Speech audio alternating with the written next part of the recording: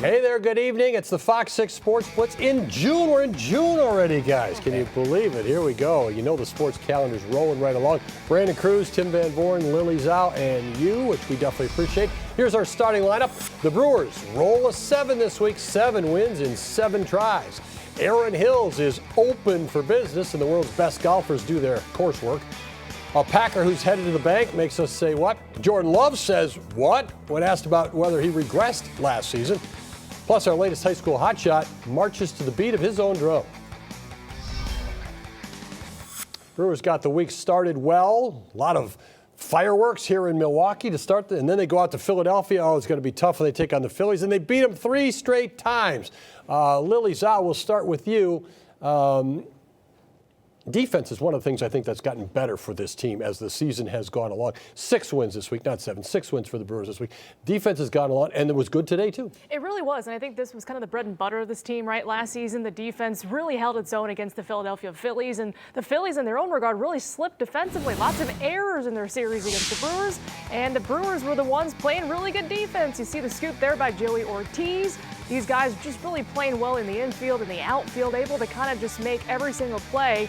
And that's what kept the Brewers in this thing. I think they were able to, really capitalize there. And in turn, today in the 7th inning with the Phillies, 2 errors, and that allowed the Brewers to score 3 runs and take the lead. So you like what you see from the Brewers, especially from, your Gold Glovers and those guys in the infield that know how to make the plays. And you have Das Cameron today making a nice play out and left.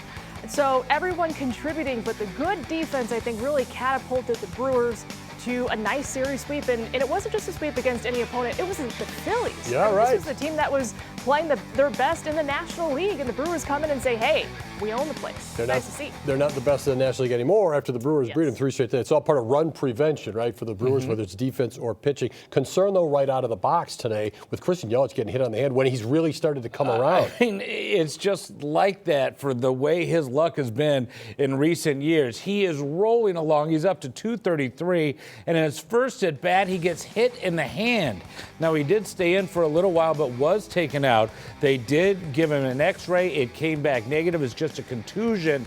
But at the same time, he has been so brilliant, especially this week, 5 home runs and delivering so many key hits to this team that to see him get hurt like that is scary and has everybody holding their breath. But like I said, it's not a break, so you have to hope that he returns to action sooner than later with this situation. That's that old sentence, X-rays are negative, which is positive. Right. That's for sure for the Brewers on this one. Well, you brought up the success of Yelich this week. Take your pick. Which would you like to show, the grand slam to win a game or the multi-homer game? I'm going to go with the grand slam to win a game because it was a multi-homer game. Well, that's true, too. And the thing is, with this, I was shocked. I mean, this guy's been playing in the big leagues 13 years, and this is his first ever walk-off home run in his career. I mean, his career, he had never done that. I couldn't believe that this is his first walk-off home run in his career, and it's a grand slam against the Red Sox. I mean, it really surprised me, but it also shows you where he's starting to go now. He is starting to find power. He's coming up clutch, and that is exactly what this team needed, as they had been scuffling along until Saturday, and now they've won 7 straight. And I go there, Lily. I said it on the newscast that I didn't see this coming.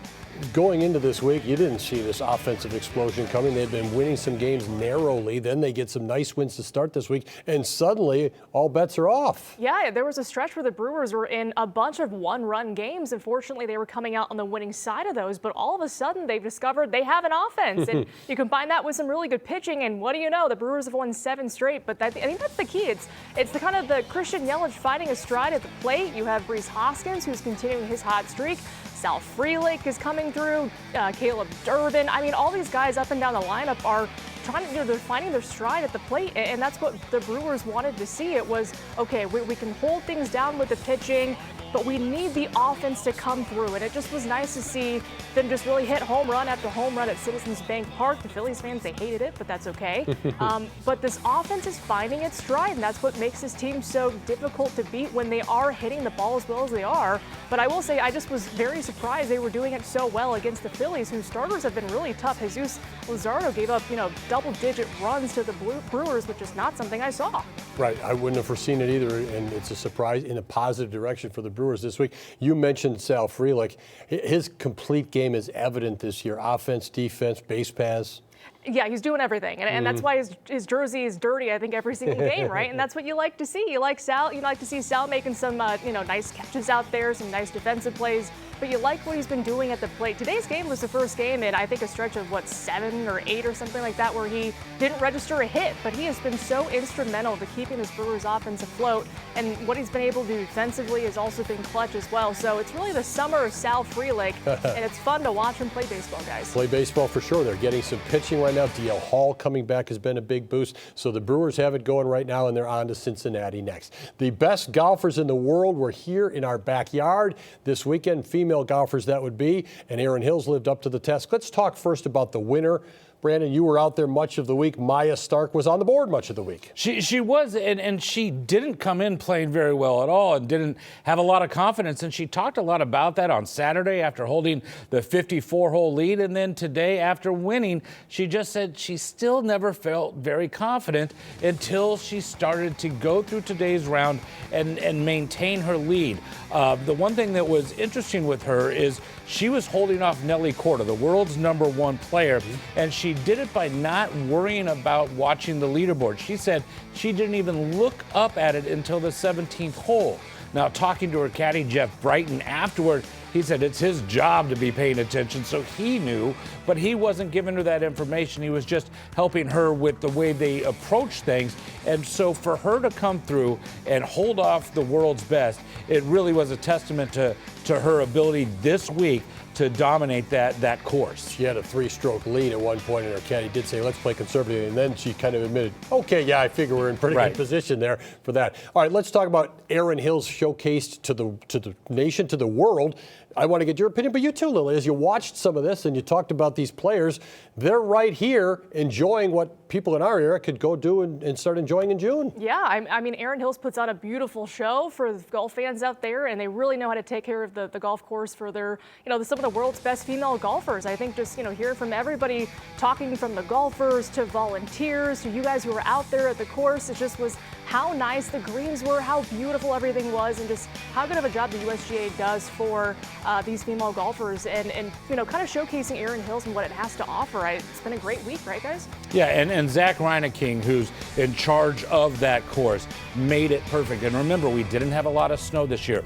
That's normally a problem for this course, but he had it perfect. Even the turtles enjoying it, as Tim saw when he was out there on Thursday. But yeah, Erin Hills put on a show, and it is a class act. And it was something they should be very proud of tonight as they look back on a very successful week. And the weather was pretty good, too. That's always such a key, and it did play out pretty well. Zach Reineking and his staff, by the way, getting a very prestigious award today from the USGA. So congratulations all the way around, and to Maya Stark for winning the competition as well. Big week for the Packers as they got things going with their organized team activities. We were there, and we'll go there after this break as the Fox 6 Sports Blitz rolls on. What's peaking? To answer your question, I can't really answer your question. And like peak? Where do you get to go when other people are actually interested in what you got to say? I can say Yakachonis a lot easier than I could say Hamakros. We'll stop there. Yeah, I mean, I didn't get a lot of contact from my agent until the window opened on that Monday, and he hit me and was like, hey, we got good news, think cheese. So I was like, all right, deal's done. All right, sounds good. Aaron Banks talking to you guys this week. Tim, did he talk about what cheese he likes the most? Green. Green. Speaking of the Packers, it's the first time the young guys are there with the veterans. It's an organized team activity. But again, and like normal, the focus is going to be on Jordan Love. People came at him kind of asking about, did he take a step back? Was that something he had to defend this week? And was that something that he rightfully had to defend? It was interesting because Matt LaFleur was defensive of Jordan Love's performance prior to us interviewing Love, so was not provoked by that question. And he was saying, look, he missed basically 3 games, and the numbers are going to go down when that happens. So he didn't think he took a step back. And then that's exactly what Love was asked afterwards. Did you take a step back? And Love says, well, what's a step back? We won 11 games. I think if you watch the team last year, they didn't look as good over 17 games as they did over the last few of the previous season. But is that a step back from the quarterback? Was that a variety of other circumstances? It was interesting how proactive LaFleur and Love were in taking the defense to that question. Yeah, and it's going to be, those are the things that are going to be asked even throughout the early part of the season as we look to the 2025 season. As we look to that, Matthew Golden out there, Lily, what does he add to that room and to Jordan Love's situation on the field? I think a lot of spice in the receivers room, first of all. I think a lot of people were kind of talking about the number 22 green and gold jersey. I think it looks great on him. And, when you were watching him running routes, I mean, you can kind of tell why he was the clear first round pick for this Packers team. Looks fluid out there. Looks like he belongs. He's getting, runs with the ones. And so there you see him running some routes, catching some footballs, and minus the slip there. But, had a great day. And I think he's going to be a guy that really adds to this receivers room. And I think he's getting a lot of help from these veteran receivers as well, that, he's asking the right questions and just trying to get to know the playbook well for this team. So I think he's going to be a great addition to this receivers room. Certain positions have certain attitudes and personalities that go with it. Wide receiver is known for kind of being a little brash, being out there. Does him being in there as the number one pick ruffle any feathers? I don't think so. We shall see when everything comes forward and some of these guys are approaching their actual contract time and they're maybe not getting targets. Remember, Romeo Doubs had an issue last year. Jaden Reed tried to kind of clarify a story that came out about him. Was he concerned about his role because the Packers drafted a couple of rookies in the top 3 rounds? Reed said, no, I'm not about my targets. I'm about this team winning. We're in this together. And I got a new agent, and you and I both know, guys, we've talked about Drew Rosenhaus. That's where the story probably came from anyway, because he's a very public agent, wants to make it look like he's sticking up for his guys. Jaden Reed kind of downplayed it. Okay, well, that's one side of the room. The other side is trying to get Christian, trying to get him healthy.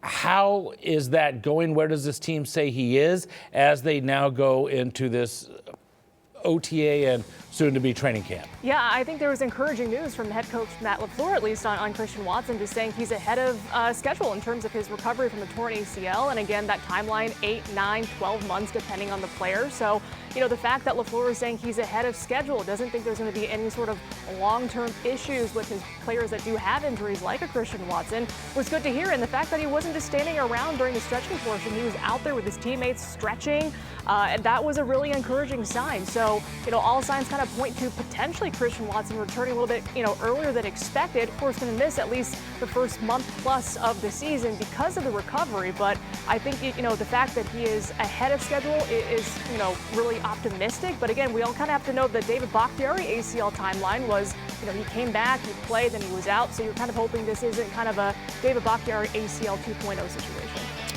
He was there with his teammates despite being on the recovery side. Jair Alexander, not there. Now we're going to get into the file video portion of our show, right? Jair Alexander, maybe other guys who weren't there. Alexander, this is an optional organized team activity. So he's not the only guy who's not there. He does plan, reportedly, to be at the mandatory minicamp, which is what you need to do if you're on this roster. And Jair Alexander is still on this roster as the Packers maybe work out a restructured contract with him or they meet some sort of resolution as to whether he's going to be back this year. Alexander certainly benefits from staying on Green Bay if he gets a good contract, and the Packers benefit from having around if he's available to add to that cornerback and healthy enough to add to that cornerback group. How do his teammates react to him not being there? They're very positive in terms of friendship toward Jair Alexander, respecting him. He's one of the team leaders. He's one of the seniority guys. He's a playmaker. He's popular with his teammates. It's not that. It's just that for what you're paying, how much are you getting on the field for him? That's been the big question mark. 50% of the games the last several seasons is what he's been available for. Elton Jenkins being asked to move over. How big of an issue is this going to be as we, again, get into the workout portion of this season? Hopefully not a big issue whatsoever, hopefully, right? You're not paying Aaron Banks $77 million to sit on the sideline. So, if he's playing left guard, Elton Jenkins certainly wants some security. Moving to center, it's a less lucrative position, so he just wants that financial security. And rightfully so, right? When you're switching positions and with his future with the Packers, another team, he just wants to make sure he is secure. So, I don't blame him for wanting to get that in writing. But the fact that, he is out just kind of handling his business contractually, I don't think will, hamper his ability to be at training camp and be very present, especially with a lot of new faces in that offensive line room. And Aaron Banks, one of those. We started with him, we'll end with him. What does he add, and what did you see with him mixing in with these guys? He's a big guy. He's been on successful football teams in college and at the NFL level with San Francisco. I think he's a lockdown guy on the left side of the line. He's at guard. They're going to put a lot behind him. Josh Jacobs is going to run behind him. That's what the Packers are going to do again this year. They're going to try to be a little more innovative, I think, on the outside, but it's still going to be Josh Jacobs between those tackles. All right, I guess one more question. Do you see anything different happening this week with the workouts than we saw last? Well, we won't hear from Jordan Love. We'll hear from some different people. We'll see if maybe somebody else comes in or somebody who was there goes out. That's what we're watching this time of year. Most of it's kind of what you expect to see, but in terms of like Watson last week, that was not what we expected to see. He looked better than I think most people expected. All right. Well, former Badgers basketball star Frank Kaminsky headlines this year's Wisconsin Athletic Hall of Fame class. Kaminsky led the Badgers to back-to-back Final Four appearances in 2014 and 2015. He's joined by 11 other inductees, including running back James White and the voice of the Badgers, sportscaster Matt LePay. The induction ceremony will be held during Hall of Fame weekend on September 5th. We'll be back with our high school hot shot. Welcome back. He followed his grandfather's lead into the sport he would eventually play, but a different passion led him to the school he would eventually choose to attend. Here's this week's Fox 6 High School Hot Shot. I'm Miles Hilliard. I'm a senior at Rufus King High School, and I'm on the golf team. I've played high school golf all 4 years, yes. From what I remember, I would just start off with this little miniature putting cake that I got from my parents when I was like 3, maybe even 2. I'd watch the TV, watch the PGA tours and just see what the golfers were doing, try to replicate that. My grandpa is one of the best golfers I know. He's self-taught. He played golf just because he would work around those sorts of places as a caddy or as a groundskeeper. It's been a lot of fun golfing with him, yeah. Previous to this year, hitting bogey golf was usually my goal. Now that I've really seen who I'm up against, I've realized that I've been performing the best I ever have. Yeah, my drives will usually be solid, but my approach shots will be off, but then I manage to come back with a good chip or a solid putt. Favorite memory probably when I was at Warnemont and I was having a rough round and I managed to get 4 pars in a row. That ended up putting me at a tie for first. I've been a part of drumline for the last 4 years as well. There's a drumline competition every December. Whichever high school wins gets to host it. Yeah, we won at least, the past 5 competitions. I was on cymbals for the first 3 years I was in drumline, but this year I was on snare. Most important thing by far is to just do your homework.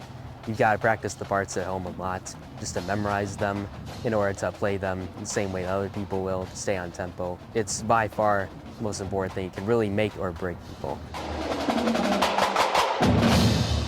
I'm Miles Hilliard. I'm a senior at Rufus King High School. I'm on the golf team, and I'm a 4-year district winner on the drumline. And I'm this week's Fox 6 High School Hot Shot. Well, great job on the drumline, Miles, and he has won the district drumline competition 17 times as well. And he also says of his 2 activities, he plans to keep drumming somewhere in his bag. Meanwhile, former Fox 6 High School hotshot Amira Grant has found a new home. The Brown Deer star is headed off to college and is committed to be playing Division I basketball for UC Irvine.